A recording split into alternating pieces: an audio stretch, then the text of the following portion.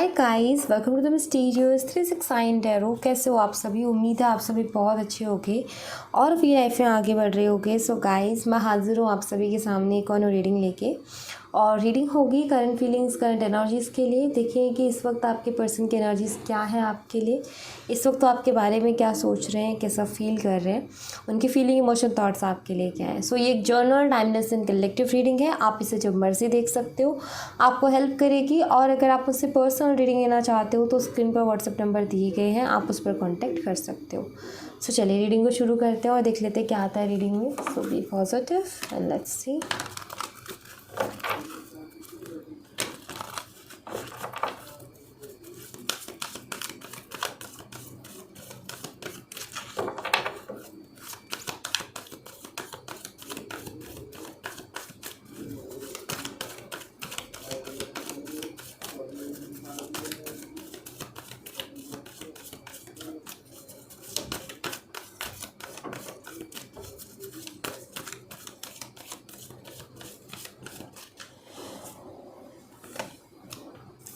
यहाँ पर है विक्ट्री नंबर 28,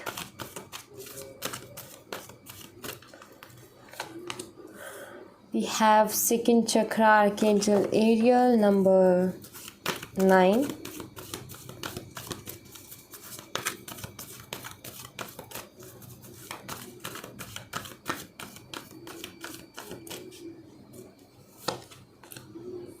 यहाँ पर है the thinking man number 8, sorry number 10,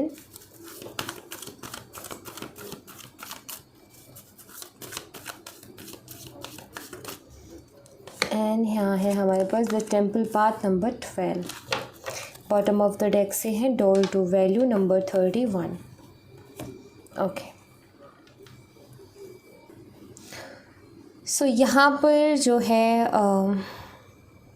अगर मैं देखूँ तो एक स्पिरिचुअल कनेक्शन की वाइब्स हैं जो मुझे एनर्जी मिल रहा है उसमें। प्लस मुझे यहाँ पर ऐसा दिखाई देता है विक्ट्री, विक्ट्री। आई फील कि आप भी इस कनेक्शन को सक्सेसफुल होते हुए देखना चाहते हो ना, आपकी पर्सन भी। एंड मेनली यहाँ पर जो भी दिक्कत आ रही है, शायद या तो शादी को लेकर के आ रही है, शादी होने में दिक्कत आ रही है, या कमिटमेंट मिल नहीं पा रही है। जैसे कि मान लो भी शादी का ही टाइम है, जैसे मान लो भी शादी का ही टाइम है, ठीक है, तो या तो शादी हो नहीं पा रही है, ठीक है, या अभी जैसे मान लो कि अभी शादी का कोई ऐसा फैसला नहीं है कि अभी करनी है, बट ऐसा है कि कमिटेड रिलेशनशिप में जाना है आगे। जैसे ही 2 या 3 साल में जब भी शादी करनी है तो इसी पर्सन से करनी है। तो मुझे ऐसा दिखाई देता है कि आई थिंक कमिटमेंट को लेकर के यहाँ पर इश्यूज़ है, शादी को लेकर के इश्यूज़ हैं।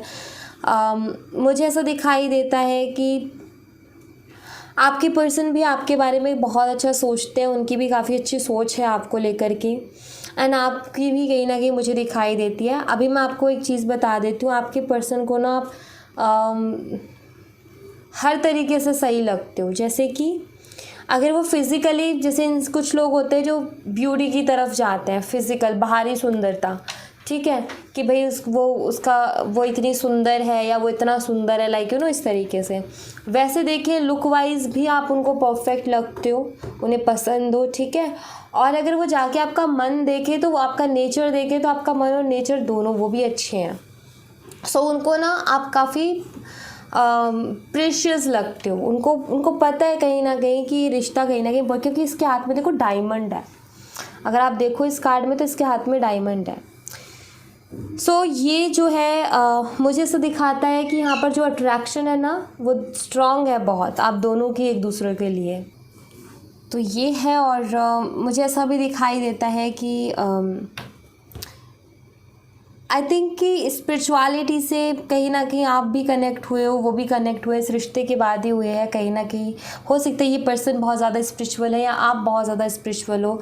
अब बात यहाँ पर ये आ जाता है, दोनों में से कोई एक भी स्पिरिचुअल हो ना तो दूसरे की कहीं ना कहीं उसकी संगति का असर पड़ ही जाता है। तो वो भी मुझे दिखाई देता है कि स्पिरिचुअलिटी का भी यहाँ पर है। बट मेनली मुझे दिखाई देता है कि यहाँ पर सब कुछ ठीक है, कोई दिक्कत नहीं है। बस शादी में इश्यूज़ आ रहे हैं, वो भी शायद फैमिली की तरफ से होंगे। ठीक है, कमिटमेंट ये दे नहीं पा रहे हैं। इसके पीछे ये होगा कि ये स्टेबल नहीं होंगे शायद अभी, या अभी मैं देख लेती हूँ और क्या एनर्जीज मिलती है, बट मुझे कुछ ऐसा यहाँ पर दिखा तो मैंने आपको बताया। लेट्स सी, यहाँ से देखते हैं।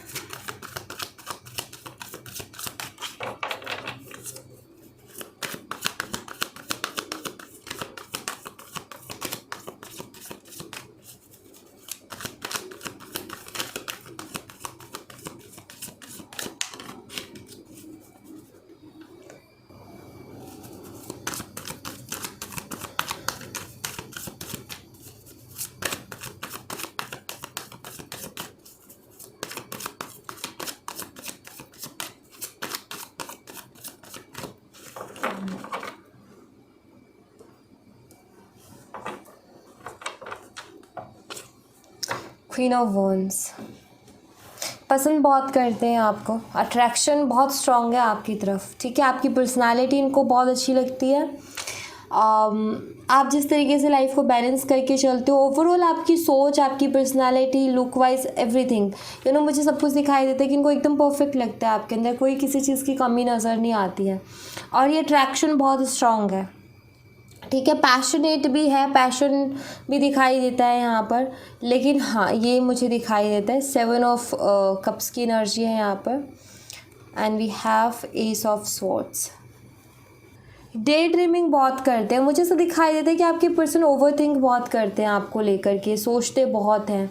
मैं ये भी देखना चाहूँगी कि ऐसा क्या है, वो मैं क्लियर करूँगी, बट हाँ मुझे ऐसा दिखाई देता है कि ओवर थिंक बहुत करते हैं, बहुत ज़्यादा आपके बारे में सोचते हैं, ये मुझे दिखाई देता है यहाँ पर।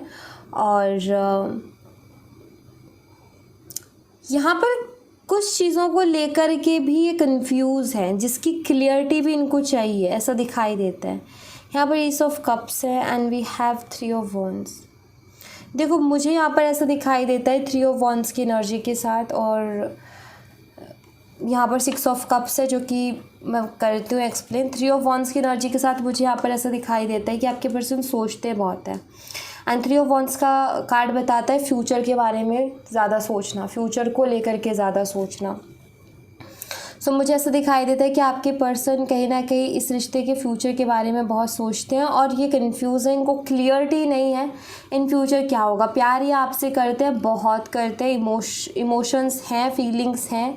एस ऑफ कप्स की एनर्जी मीन्स प्यार है, ठीक है, लेकिन फ्यूचर को लेकर के ये क्लियर नहीं हो पा रहे इस रिश्ते में कि क्या होगा क्या नहीं होगा। कुछ नेगेटिव देखने को मिलेगा इन फ्यूचर या पॉजिटिव देखने को मिलेगा, इसी सोच में कहीं ना कहीं रहते हैं। आप दोनों का सोलमेट कनेक्शन मुझे दिखाई देता है। चाइल्डहुड फ्रेंड्स भी हो सकता है बचपन से एक दूसरे को जानते हो, या आपके घर बहुत पास में है, हो सकता है स्टडी एक साथ की हो, लेकिन मुझे ऐसा दिखाई देता है कि टाइम अच्छा खासा स्पेंड किया, लिव इन रिलेशनशिप पे भी हो सकता है आप रहे हो। बट हाँ मुझे ऐसा दिखाई देता है कि आपके पर्सन, देखो आपके पर्सन आपके साथ फ्यूचर चाहते ही हैं, ठीक है, वो आपके साथ रहना चाहते हैं, आपके साथ फ्यूचर चाहते हैं, लेकिन उनको क्लियरिटी नहीं मिल पा रही है कि इस रिश्ते को एक्सेप्ट किया जाएगा या नहीं। ठीक है, मीन्स इनकी फैमिली के साइड से ज़्यादा इश्यूज हो सकते हैं, इसी के चलते आपको कमिटमेंट भी नहीं दे पा रहे हैं, या शादी की चीज़ें कुछ क्लियर नहीं हो पा रही हैं।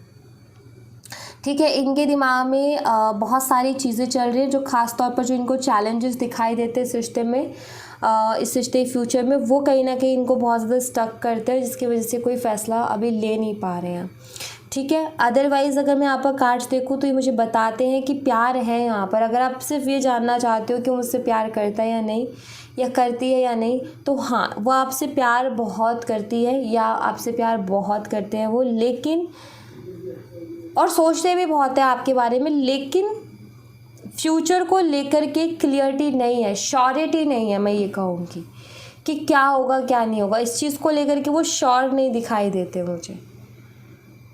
ऑलराइट, आप जैसे कि ऐसा नहीं है, मैं एक चीज़ बता दूँ कि एक रीज़न होता है कि इंसान को इंटरेस्ट ही नहीं है, ठीक है, इसलिए वो इस रिश्ते से भाग रहे हैं।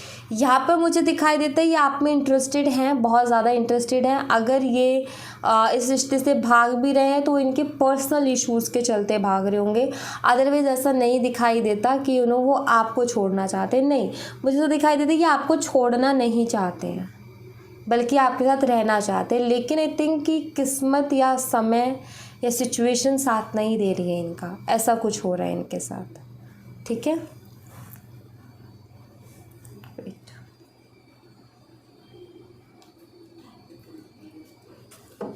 मैं यहाँ से देखना चाहूँगी।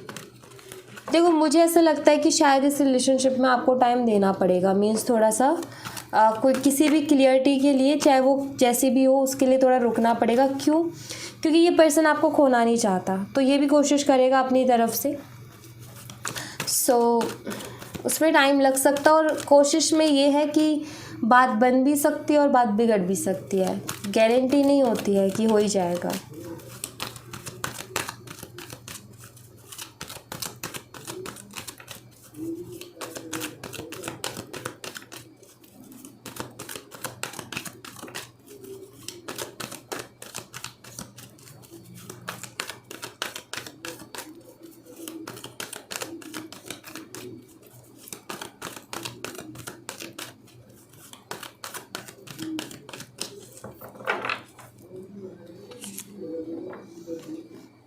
I always do you. देखो यहाँ पर वही मैसेज आ गया, इनको लगता है स्ट्रांगली, इनको ये चीज़ फील होती है कि आप इनके अदर हाफ हो, स्ट्रांगली ये चीज़ इनको फील होती है आपको लेकर के। ठीक है, तो मुझे यहाँ पर ये दिखाई देता है कि ये बेशक आपसे बात कर रहे हो या ना कर रहे हो, या ये कुछ भी कह रहे हो, लेकिन कहीं ना कहीं ये कोशिश करेंगे इस रिश्ते के लिए, क्योंकि आप इनके लिए इम्पोर्टेंट हो। ठीक है, I know you are the one for me. इनको ऐसा लगता है कि आप इनके लिए ही बने हो, आप इनके ही हो, ये स्ट्रांगली इनको लगता है। लेकिन देखो इनको लगने के बाद में भी अगर ये आपको कुछ ऐसा नहीं बोलते ना, उसके पीछे मैं रीज़न बता देती हूँ आपको। उसके पीछे रीज़न ये है कि ये कोई भी ना उम्मीद नहीं देना चाहते हैं, क्योंकि इनको खुद को नहीं पता क्या होगा, बस इनको स्ट्रांगली लगता है। बट लगने के बेस पर ये आपको कोई प्रॉमिस नहीं कर सकते कि हाँ मुझे लगता है तो मैं प्रॉमिस कर देता हूँ, हाँ मुझे लगता है तो मैं कमिटमेंट दे देता हूँ। नहीं, इनका ये है कि होगा तो देखेंगे, अभी जो है मुझे लगता नहीं है, लाइक यू नो श्योरिटी नहीं है, लगता है लेकिन श्योरिटी नहीं है। आई थिंक अब समझ रहे होगे कि मैं क्या कहने की कोशिश कर रही हूँ, कि बस हमें लग रहा है कि हाँ हम इसमें सक्सेसफुल हो जाएंगे, लगने के बेस पे नहीं होता है। हमारे अंदर से एक आता है कि हाँ स्ट्रांगली हो जाएगा, लेकिन एक होता है ना कि हमें कोई चीज़ लग भी रही होती है कि हाँ ये चीज़ अच्छी है, लेकिन मन में फिर भी कुछ थोड़े से डाउट रह जाते हैं। जैसे कि आपके पर्सन को लग रहा है कि आप उनके अदर हाफ हो, लेकिन जो प्रॉब्लम्स चैलेंजेस है ना, उनको देख कर के ऐसा लगता है कि पता नहीं क्या होगा। ठीक है, तो वैसा कुछ है। ये कहीं ना कहीं जानते हैं कि आप भी उनको बहुत प्यार करते हो, आप उनको बहुत पसंद करते हो। ये बहुत अच्छे से इस बात को जानते हैं कि आप उनसे जितना प्यार करते हो ना, उतना कोई और नहीं करेगा, और आप अनकंडीशनल लव करते हो, और उसके पीछे आपका कोई सेल्फिश रीज़न भी नहीं है। सो इनको पता है कि आप उनको बहुत चाहते हो, और ये भी एक रीज़न है कि आपको नहीं छोड़ना चाहते हैं। बहुत कुछ सीखा है इन्होंने आपसे। आई थिंक आपने बहुत बदला है इस इंसान को अपने बिहेवियर से, या इस इंसान ने बहुत कुछ सीखा है, या मैं ये कहूँ कि प्यार क्या है और रिश्ते क्या होते हैं, उनको कैसे निभाना होता है, इतने कि इन्होंने आप ही से सीखा है। तो यू नो बहुत सारी चीज़ें इनको आपसे सीखने को भी मिली है। ये आपको स्टॉक करते हैं। ठीक है, अगर आपकी बात नहीं हो रही है इनसे तो मैं आपको बता देती हूँ कि आपको स्टॉक करते हैं। ऑलराइट, स्टॉक करते हैं क्यों? क्योंकि आपसे प्यार करते हैं, आपकी याद आती है, बात नहीं हो रही है, लेकिन ये कहीं ना कहीं एक कह सकते हैं कि जान कहीं ना कहीं आप ही में रखी हुई है इनकी, कि लाइक चैन भी नहीं पड़ता इनको आपके बिना, ऐसी एनर्जी है।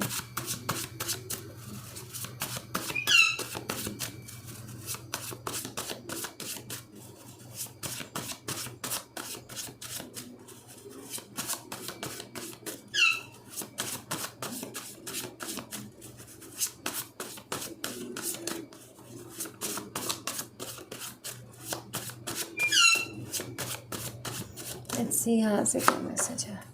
आई एम सॉरी, कुछ चीज़ों के लिए सॉरी भी बोल रहे हैं। मे बी हो सकता है किसी बात से इन्होंने आपको हर्ट कर दिया हो, तो उस चीज़ के लिए सॉरी बोल रहे हैं। I am confused what to do and what not. ये कन्फ्यूज़ हैं कि क्या करें क्या ना करें, और इसी कन्फ्यूज़न के कारण इनका शायद ऐसा इन एंड आउट हो रहा होगा, ऑन एंड ऑफ हो रहा होगा, या हो सकता है बात नहीं हो रही है लेकिन ये कन्फ्यूज़ है कि मैं बात मुझे करनी चाहिए कि नहीं करनी चाहिए, बात करना सही रहेगा कि नहीं रहेगा। सो कन्फ्यूज़न है यहाँ पर।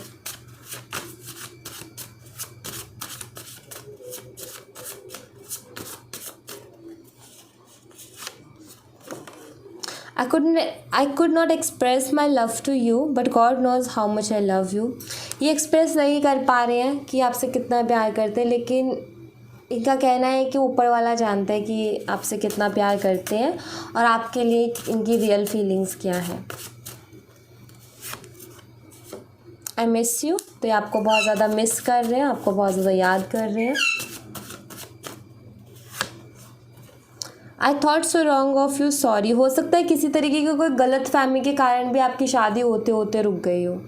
तो अगर कोई गलत फहमी थी तो मैं आपको बता दूं, हो सकता है उस गलत फहमी के कारण इन्होंने आपसे बहुत कुछ बोल भी दिया हो, ठीक है, और शादी भी आप दोनों की रुक गई।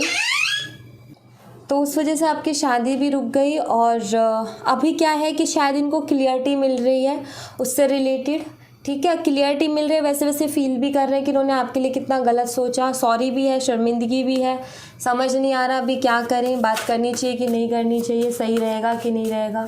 तो ये सारी चीज़ें भी मे भी इनके साथ हो रही हैं अभी, इस कश्मकश में भी ये हैं। तो है वही दिल ने जिसे चाहा, ये सॉन्ग है, इसको आप सुनिएगा, इसमें मैसेज होगा आपके लिए। If I come please don't reject me, तो ये कह रहे हैं कि अगर मैं वापस आऊँ तो प्लीज़ मुझे रिजेक्ट मत करना।